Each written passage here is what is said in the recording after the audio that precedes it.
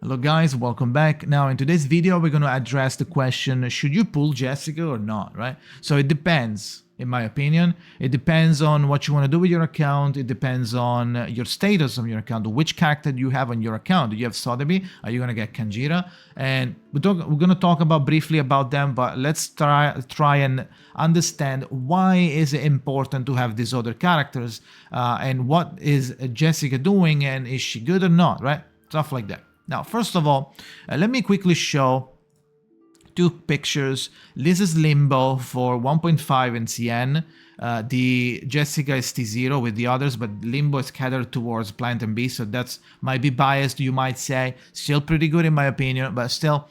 And then the Global, which is not catered towards her, she's still T0. So T0 is like SSSSS tier with Tooth Fairy, and they're the only 2D here, right? So now that we saw them, what we can do is try to understand why does she need help. Why does she need help? Because on her poison application, she cannot self-sustain 3 stacks at any point, right? Not even with P2, in my opinion. If you don't believe me, I did kind of a test, kind of a paint masterpiece on the other video. Can you play Jessica without Sotheby video? Go check that out. So today is just another thing. So if you want to know more about this or what I'm saying, go check the other video. Otherwise, you need to take it to face value what I'm saying. So she applies poison with her I1, and the I3 also applies poison for enemies that are not affected by poison, which is kind of situational. That's probably only working when there is like a monster reinforcement coming in after you apply poison, and now it doesn't have it, right? So you have to attack him. You can apply poison at any point just by hitting him once. So you could do an AoE on a monster you want to kill, and you hit the other one that doesn't have poison as well. He gets poison. GG. And the poison application is once every 3 rounds and inflicts poison on all enemies for 2 rounds. Now, the poison is still a damage, right? It's still damage. So it's a 30% equal to the caster's attack. So let's keep that in mind, shall we? Because like a lot of people are just saying like, okay, well, you lose the white blanket damage because you don't have 2 stacks of poison or maybe 1 stack of poison left. So now you're going to miss it from 50 to 100 more reality damage. But that's not just it, right? Because it's kind of, you're still dealing a lot of damage with it, and you still have the poison trigger. So the more you have, the more attack you have, the more you do damage with the poison. So you don't even have to spec attack on your resonance, so crit on your resonance. So you spec attack on your resonance, and you do more attack. You have more attack, right? So the poison doesn't apply that much of damage, okay? It's not that big of a deal. But if you have a lot of stacks, it gradually stacks up, and at the end of the turn, you will find out you will deal around 3, 4, 5k extra damage coming just from existing, which is pretty good in my opinion. It's not to be neglected, but besides that, let's go and continue. She applies poison on her I1 and she applies poison on her ult. But I found out, in my opinion, I don't think there is a way to have 3 stacks of poison up reliably, even on P2, in my opinion. Maybe you could squeeze up a 3 stacks by doing some weird timing, but it's still going to be weird to play, right? So if you have Jessica alone, she will lose out on some damage, but we are talking about only 100% reality damage potentially, if you have just 1 stack of poison when you do the white blanket. But the white blanket itself still has a high modifier, right? And you will deal always at least 550 reality damage. Not even with P4 or P3, not even with P3, you gain too much. God knows what damage, right? It's just 50% more damage. So even if you have P0 or P5, it doesn't really change much. It just gives you a little more damage, and it's just on the base value, because as you saw, it doesn't really increase the extra bonuses that you get from the poison, at least on P3, right? So what you want to do is, you don't really care about it, in my opinion. But if you do care about it and you want to get 100% of the Jessica power, now you have to pair her with extra characters that are able to apply poison. Now, the intended one and the best one is going to be Sotheby, which is a healer that applies poison. She has just a card that you play it, and she applies poison to 2 enemies, I believe.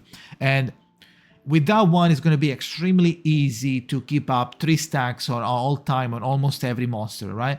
Because you can combine those with the passive, with the ult of Jessica, and you're going to have 5, sometimes even 6 stacks of poison, constantly dealing damage, constantly enabling Jessica to do a big damage on her white blankie. Now, if you don't have Sotheby, what you can do is use Rabies, right? Rabies is a 4-star, I believe. It's a 4-star character. I think, is it 3-star? I don't use him, so I don't remember his rarity. But on his high 1, he has it's like the I3 for Jessica. So if you attack a monster, after you attack a monster, you have I1. Now that monster, after he gets attacked by rabies, he gets poisoned, right? Once for 1 turn. So that could help getting a double, getting a lineup. You could do 1 stack of poison with rabies, and then you have your white blankie ready, right?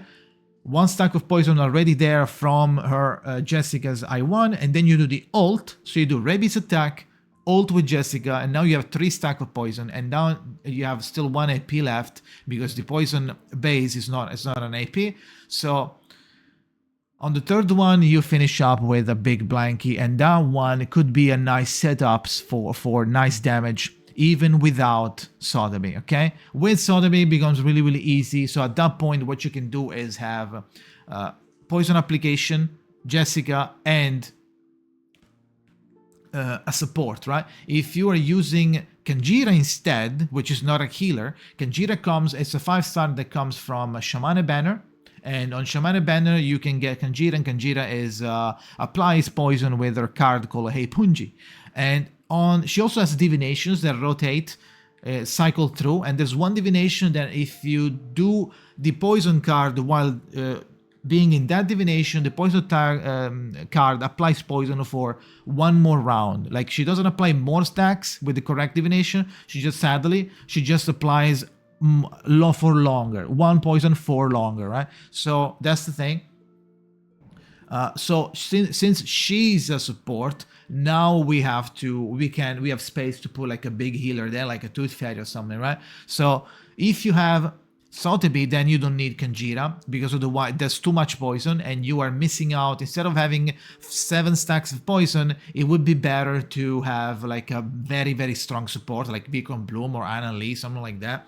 Especially Beacon Bloom, because she can also apply another negative status. And if you're not using Sotheby, by having if you don't have Sotheby, by having Beacon Bloom there, at least you can trigger up the extra damage from Good Friends, because you have 2 negative statuses, which is always here, just saying. But most importantly, Blasphemer of Night will trigger more easily and more reliably with many 2 or more negative statuses, right? Because if you just have Jessica and they have only 1 poison, now at this point, now what can you do, right? It counts as 1 negative status, so that's not triggering, right? So you could still do well without getting these characters, but the Jessica really wants to play with Sotheby or Kanjira for the max damage. Even without the max damage, you saw that she's T0 with those characters, so you could try to get them somehow. There is a golden thread banner that is about to appear on the 30.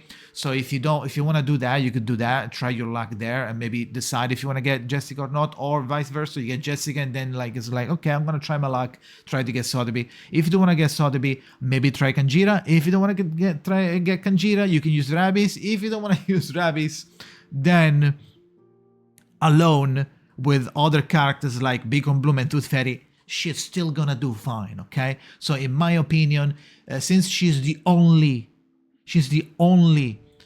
poison application, plant DPS at the moment, like genuinely plant DPS at the moment, and she's still the only one on 1.5. So you're gonna be missing a plant DPS for a very, very long time, because at 1.5 she still don't have anyone, right? That's part of the Ezra. They're not plant DPSs. You could use Beacon Bloom, but it feels like a kind of a waste, right? Because you could use Beacon Bloom to support other characters instead of having her being the plant DPS. So I think, all things considered, she is a good pull or for any scenario, okay? Feel free to disagree. You can do whatever you want at the end. But those are my opinions. Should you pull for Jessica? Yes, regardless, in my opinion. But yeah, so thank you for watching. Go follow my Twitch at twitch.tv/Jakazin. Smash the like button. Look at the magic. And then see you guys next time.